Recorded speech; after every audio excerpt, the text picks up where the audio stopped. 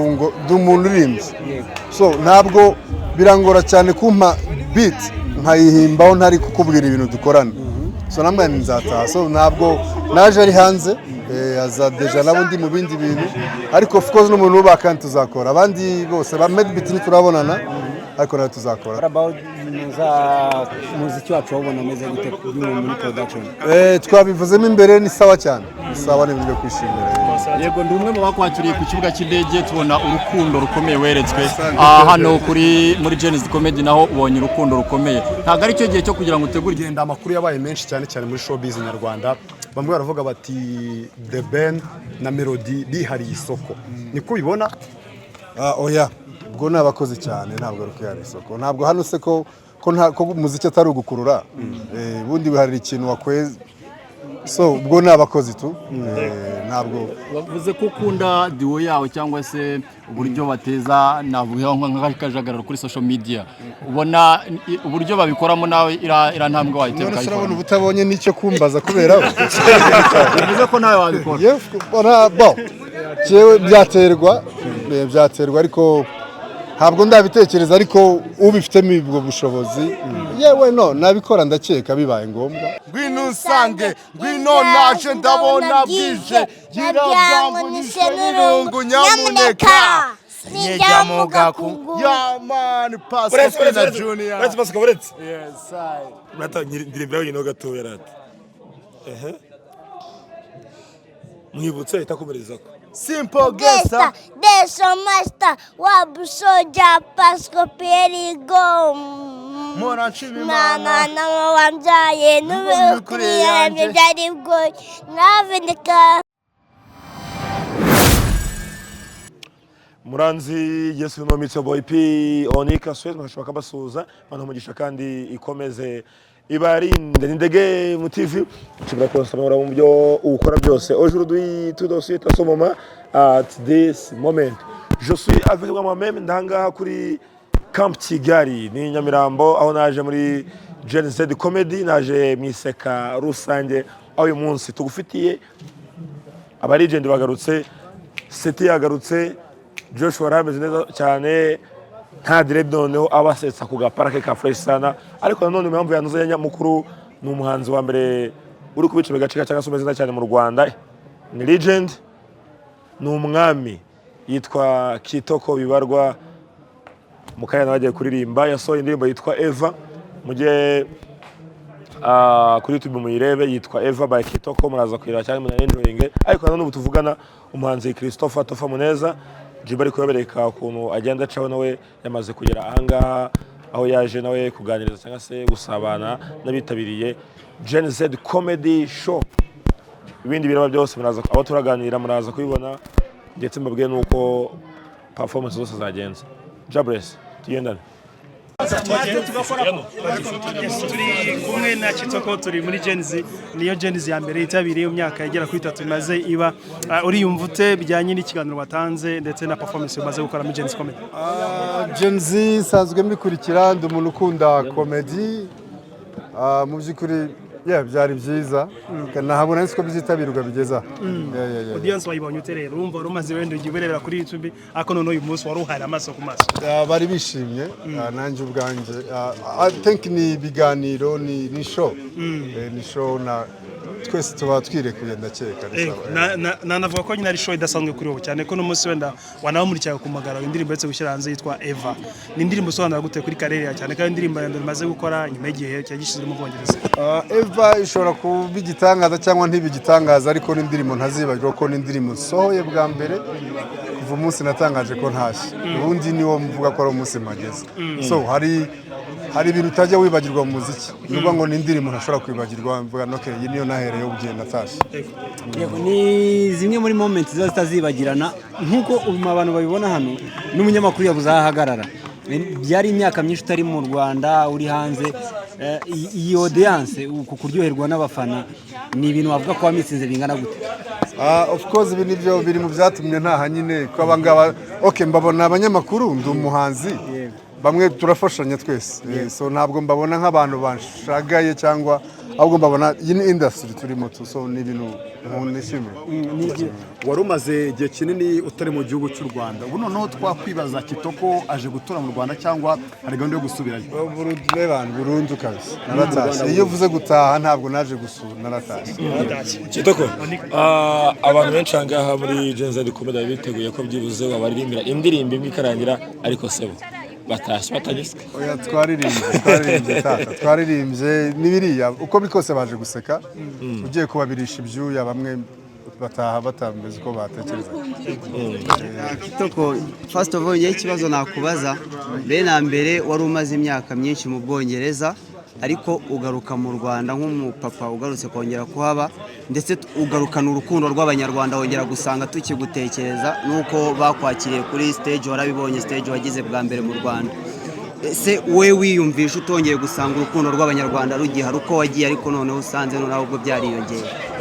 Okay, biriya ni ijambo rimwe byita umugisha, kuko ni nk'uko hari abantu twatangiye umuziki turirimbana turi benshi, mbizi ko barenze, niko mvunesha imvugo z'ubu, ariko ukabona ntabwo agize amahirwe wenda yo kubikomeza. So niba byose mbibara nk'umugisha honest.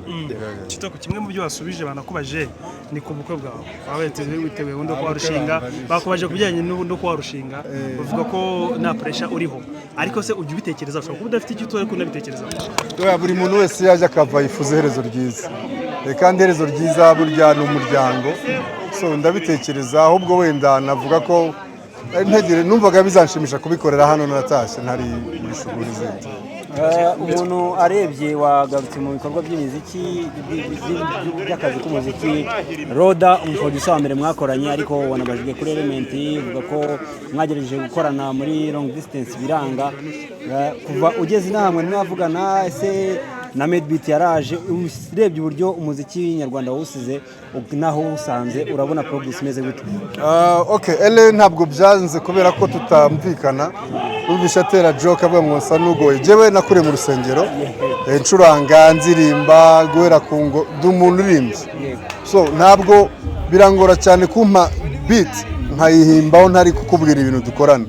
So namwe nzataha, so ntabwo naje ari hanze, aza deja nabo ndi mu bindi bintu, ariko of course n'umuntu ubaka tuzakora. Abandi bose ba Medbeat ntiturabonana, ariko nawe tuzakora. What about muziki wacu wabona ameze gute muri production? Twabivuzemo imbere, ni sawa cyane, sawa n'ibintu byo kwishimira.